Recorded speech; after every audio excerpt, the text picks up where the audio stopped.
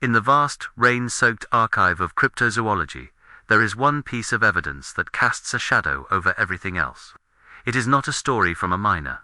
It is not a blurry photo from a trail camera. It is 59.5 seconds of 16mm Kodachrome film. On October 20th, 1967, two men rode their horses into the Bluff Creek drainage of Northern California, a region that geologically and biologically belongs to the Pacific Northwest ecosystem. Their names were Roger Patterson and Bob Gimlin. What they brought back from that creek bed has been analyzed by special effects artists, biomechanical engineers, and anthropologists for over half a century. And despite the skepticism of the world, no one has been able to definitively replicate it. To understand the Pacific Northwest case, we must start here. Because the creature in the film affectionately known as Patty sets the biological standard for everything that follows in Oregon, Washington, and British Columbia. Let us analyze the encounter, not as a legend, but as a crime scene. It was early afternoon. The sun was high, casting deep shadows in the canyon. The creek was dry, covered in gray sand and driftwood. As Patterson and Gimlin rounded a bend, their horses panicked. They reared up, sensing a predator. Patterson was thrown from his horse. He scrambled to his feet, grabbed his Cineco.K100 camera, and began to run toward the subject. The figure was walking away from them. It was not running in a panic. It was retreating with a casual, almost arrogant fluidity. It was massive, estimated between 7 feet and 7 feet 4 inches tall. But it is the movement that haunts the experts. When a human being walks, we lock our knees. It is an energy-saving mechanism called the locked knee gait. We step, legs straight, lock, push off. The subject in the film does not do this. It utilizes a compliant gait. Its knees remain bent throughout the entire stride cycle. This is a way of walking that absorbs shock and keeps the head perfectly level, like a tank turret. It is incredibly difficult for a human to mimic this for more than a few steps without bobbing up and down or exhausting their quadriceps. Patty does it effortlessly over rough terrain involving sand, rocks, and logs. Then, there is the muscle definition. In 1967, special effects suits were primitive. The best Hollywood had to offer was Planet of the Apes, which came out the following year. Those suits were stiff. They had no muscle tone. In frame 352, the famous look back, we can clearly see muscle groups interacting under the skin. We see the trapezius muscles flex. We see the deltoids contract. But the most compelling detail is on the leg. As the creature lifts its right leg, there is a distinct bulge on the outer thigh. This is a hernia. It is a biological flaw, a protrusion of muscle fascia. Why would a hoaxer, in 1967, building a suit out of gorilla hair and padding, think to include a leg hernia that would only be visible 50 years later with digital stabilization technology? Furthermore, the creature is female. It has visible, pendulous breasts covered in hair. This is a detail that defies the logic of a hoax. If you are a couple of cowboys looking to fool the world with a monster, you build a scary, King Kong-style male. You do not build a female. The presence of mammary glands suggests a biological species that nurses its young. It adds a layer of naturalism that feels less like a movie monster and more like a National Geographic documentary. The skeptics argue it was a man in a suit, but they fail to account for the ratios. The arms of the subject are disproportionately long. The hands hang down near the knees. To fit a human into that suit, you would need extensions on the arms. But if you use extensions, the fingers don't move. In the film, you can see the creature's fingers flex. You can see the hand manipulate space. Also, the intermembral index, the ratio of arm length to leg length matches that of an intermediate species between human and ape. It is not human. It is not gorilla. It is something else. The Patterson-Gimlin film anchors the Pacific Northwest mystery because it establishes the physical profile. The cone-shaped head, sagittal crest, the massive shoulders, the dark reddish-brown hair, and the compliant gait. Every credible sighting in Washington and Oregon since 1967 describes this exact morphology. But a film, no matter how convincing, is just light on celluloid. To prove a species exists, you need something tactile. You need something that proves the creature interacts with the physical world. You need friction. This brings us to the second pillar of the Pacific Northwest case, the Blue Mountains of Washington, and the controversial yet scientifically profound work of Paul Freeman. In the 1980s, the focus shifted from the rainforests of the coast to the dry, pine-covered ridges of southeast Washington. Here, the soil is different. It is loess, fine, powdery clay that captures detail with microscopic precision. And it was here that investigators found footprints that changed the science of cryptozoology. Most people think a Bigfoot footprint is just a big hole in the dirt. But forensic science looks closer. They look for dermatoglyphics. While the Patterson Gimlin film provides the visual profile, science requires reproducibility. It requires physical evidence that can be held, measured, and examined under a microscope. For this, we must travel north, crossing the Columbia River into the Blue Mountains of southeast Washington. This terrain is different. It is not the rainforest of the coast. It is a rugged landscape of dry pine forests, deep canyons, and a specific type of soil known as loess. Loess is a fine, wind-blown sediment. When it is wet, it becomes a perfect recording medium. It captures detail better than concrete. In the 1980s, this geology intersected with a man named Paul Freeman. Freeman is a complicated figure in Bigfoot history. He was a former butcher, a man of the woods, and he was often accused of being a hoaxer because he simply found too much evidence. But in the world of forensics, the character of the witness does not matter. Only the evidence matters. And the casts Freeman poured in the Blue Mountains contain details that no hoaxer in the 1980s could have manufactured. We are talking about dermatoglyphics. Dermatoglyphics are the friction ridges on the skin, what we commonly call fingerprints and footprints. Every primate has them. They are evolutionary adaptations that provide traction and sensitivity. When a human walks barefoot in mud, we leave ridge impressions. When a Sasquatch walks, it does the same. Enter Jimmy Chilcott. Chilcott was not a Bigfoot hunter. He was a latent fingerprint examiner for the Conroe Police Department in Texas, with over 25 years of experience. He had developed a specialized expertise in the ridge patterns of non-human primatoscoridae, chimpanzees, and macaques to distinguish them from human prints at crime scenes. In the late 90s, Chilcott decided to examine the Freeman casts. He expected to find evidence of a hoax scratches from a wooden tool, or the telltale transverse ridges of a human foot. What he found kept him awake at night. Under high-magnification stereomicroscopy, the casts revealed a ridge flow pattern that was biologically consistent, yet completely alien to humans. In humans, the ridges on the sole of the foot generally flow transversely from side to side across the ball of the foot. In the Freeman casts, the ridges flowed vertically from the heel toward the toes. This is a significant evolutionary divergence. It suggests a foot adapted for a different kind of friction, perhaps for pushing off massive weight on steep, pine needle-covered slopes. But it wasn't just the direction, it was the texture. Chilcott noted that the ridges were approximately twice the thickness of human ridges. This makes biological sense for a creature that weighs 800 pounds and walks barefoot its entire life. The skin would need to be thicker, tougher.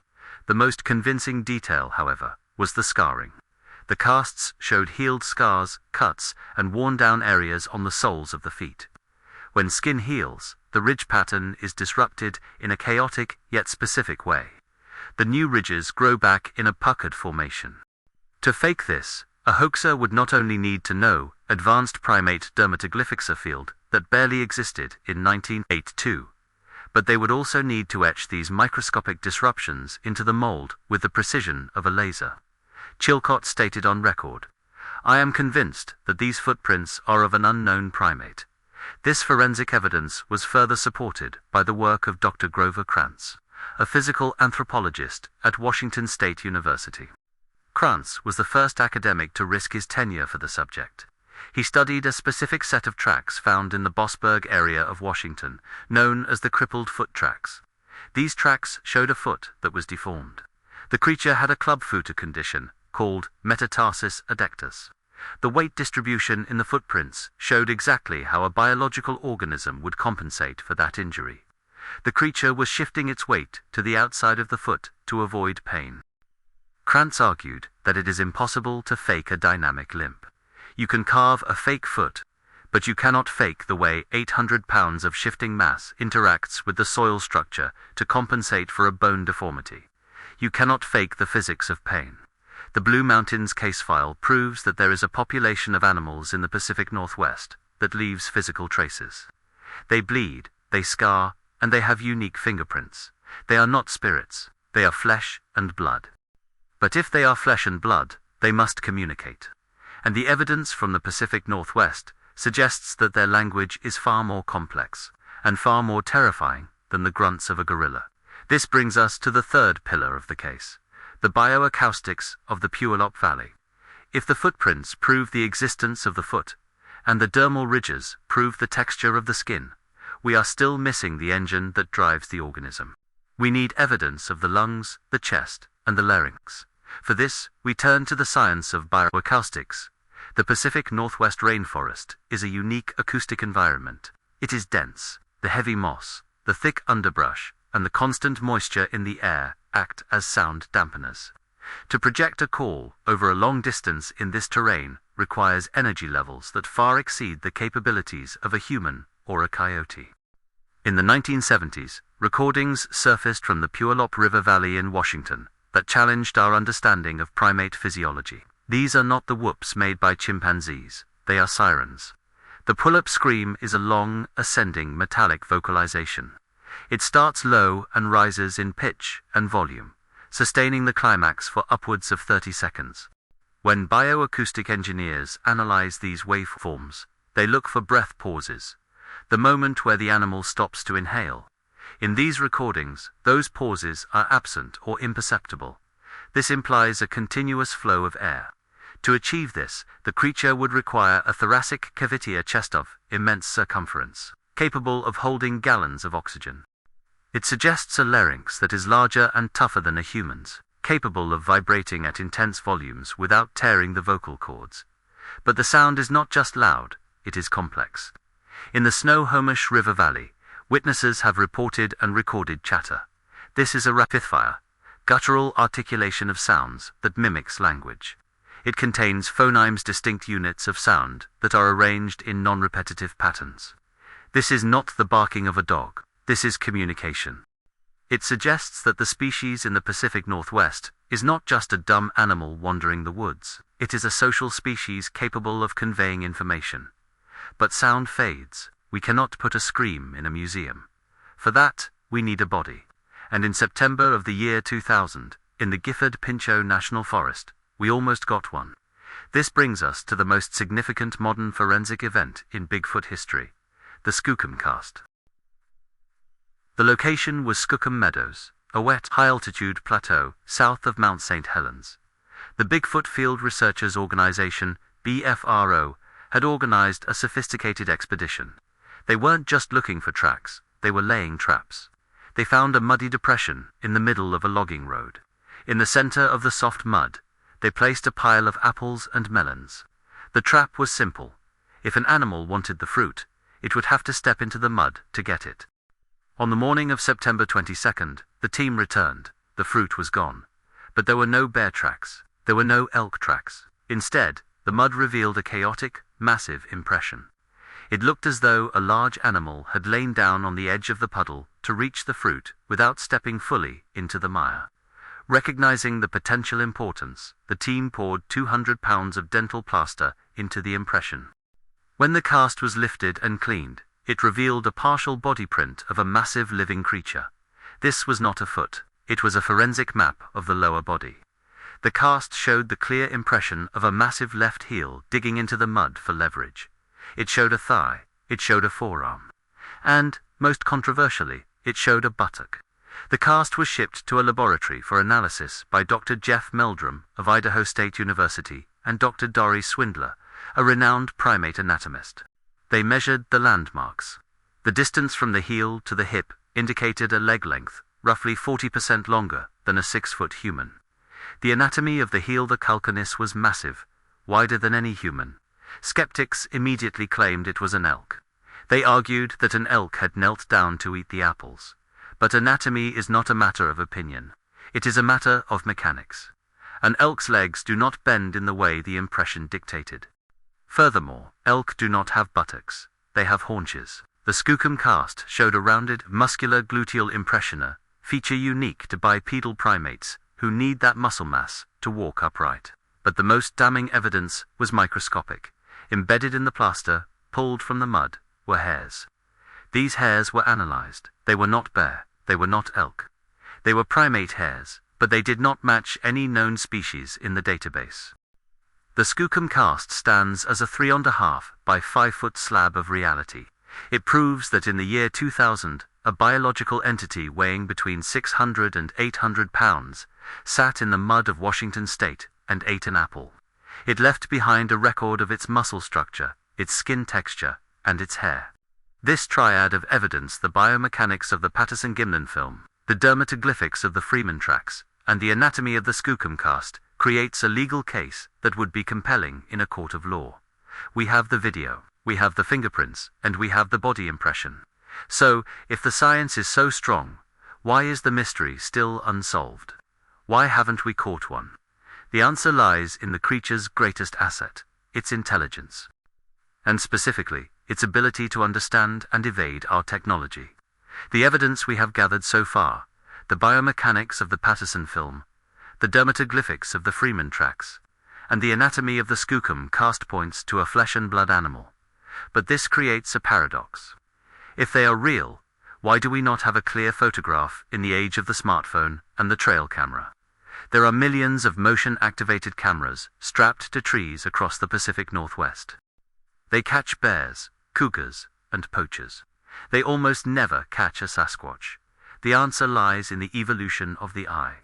We assume that what humans see is reality, but the visual spectrum is subjective. Reindeer in the Arctic have evolved to see into the ultraviolet spectrum, to spot white wolves against white snow. Snakes see in thermal. It is highly probable, given the millions of years of evolution in the dark, dense canopy of the rainforest, that the Sasquatch has developed a visual range that exceeds ours. The leading theory among modern researchers is that these creatures can see the infrared IR spectrum.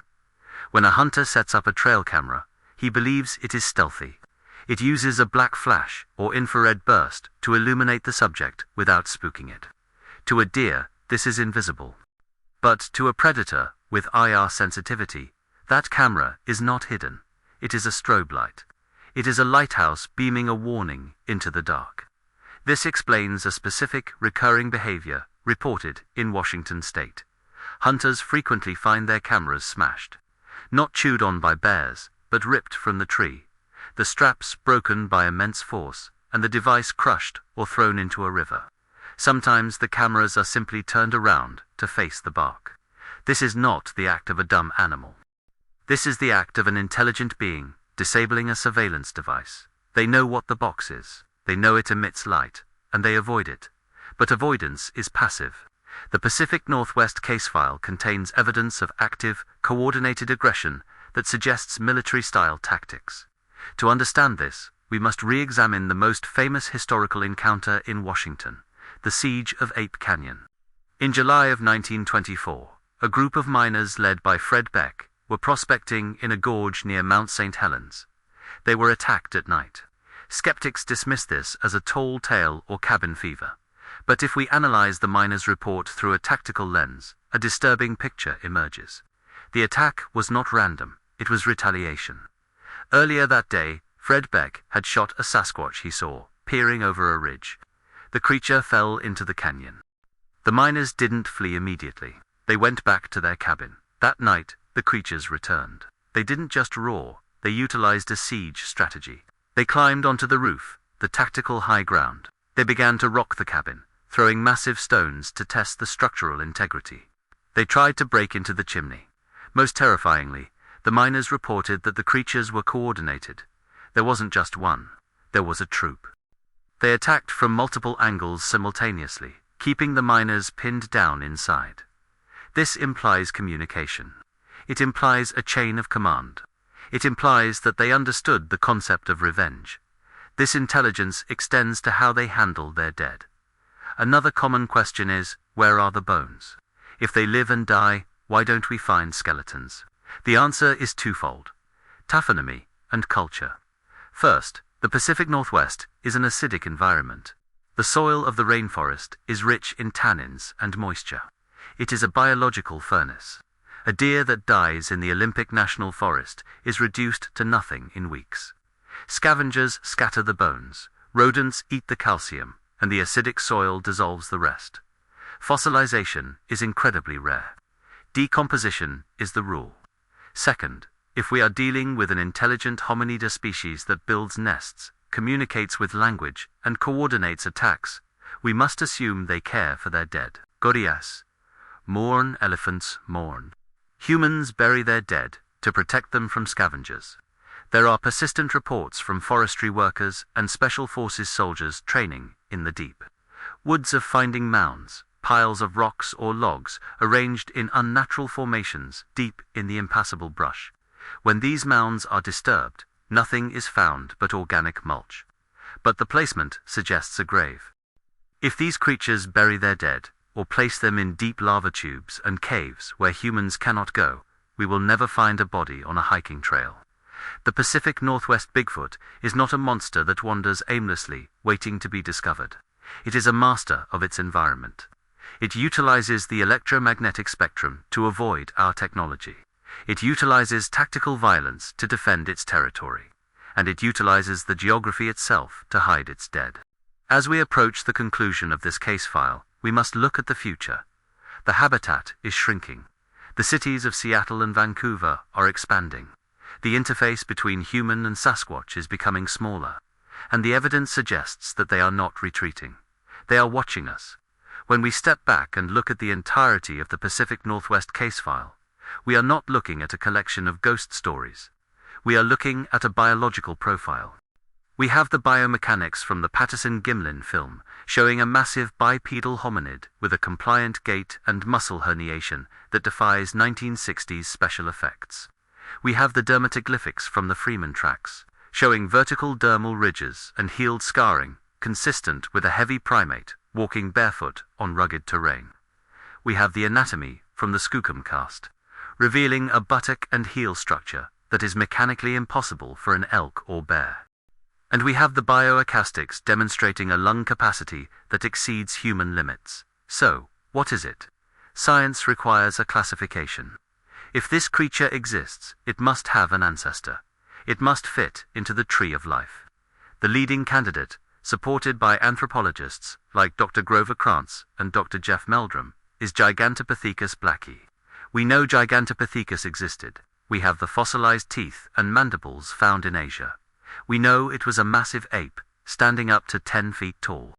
We know it lived alongside early humans, and we know it disappeared from the fossil record around 300,000 years, roughly the same time the land bridge to North America was open. Most anthropologists assume Gigantopithecus was a quadrupedal bamboo eater, like a giant panda. But the Pacific Northwest evidence suggests a divergence. If a population of these giant apes migrated north, following the megafauna across Beringia, they would have had to adapt. They would have had to become bipedal to navigate the snow and the distance. They would have had to become omnivores to survive the winters. The creature seen in the Patterson film fits this description perfectly. It is not a human. It is not a chimpanzee. It is a relict hominida living fossil that found refuge in the one place on Earth that could sustain it. The temperate rainforests of the Pacific Northwest. The skeptics demand a body on a slab. They say, extraordinary claims require extraordinary evidence. But, in the field of forensics, there is a concept known as the preponderance of evidence. It means that when you stack enough independent facts together, the footprints, the film, the audio, the hair samples, the sheer weight of the data points to only one logical conclusion. The Pacific Northwest is not empty. In the 21st century, the search has moved from rifles to DNA. The Olympic Project and other research groups are now utilizing eDNA, environmental DNA sampling, soil and water, to find genetic markers of unknown primates. Early results have been tantalizing, showing unknown primate sequences that do not match human or chimp. We are closing in, but perhaps we should ask ourselves if we really want to find them. The discovery of the Sasquatch would change our understanding of our own history. It would shatter the illusion that we are the only intelligent masters of this planet. It would force us to look at the dark woods not as a playground, but as a sovereign territory. When you walk through the Hoh rainforest, or climb the ridges of the Blue Mountains, you are entering a world that has remained unchanged for millennia. The moss hangs heavy. The silence is absolute. And somewhere in that silence, something is breathing. It has seen us. It has heard us. It has evaded our traps and broken our cameras. The Pacific Northwest Casefile is not closed. It is wide open. And it serves as a humble reminder that no matter how much technology we build, there are still things in the woods that are older, stronger, and smarter than we are. The legend is real. The science is sound. The only thing missing is the handshake. And judging by the history of Ape Canyon, that is a handshake we might want to avoid.